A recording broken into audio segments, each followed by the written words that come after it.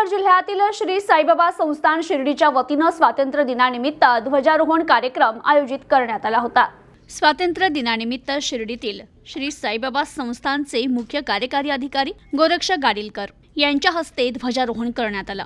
यावेळी उपमुख्य कार्यकारी अधिकारी तुकाराम हुलवळे, प्रशासकीय अधिकारी प्रज्ञा महांडुळे, संदीप कुमार भोसले, विश्वनाथ बजाज, मुख्य लेखाधिकारी मंगला वऱ्हाडे, संरक्षण अधिकारी रोहिदास माळी, वैद्यकीय संचालक left colonel doctor Shailesh Oak तसेच सर्व विभागांचे विभाग प्रमुख, संस्थान कर्मचारी, शैक्षणिक संकुलातील शिक्षक वृंद आणि विद्यार्थी मोठ्या संख्येने उपस्थित होते।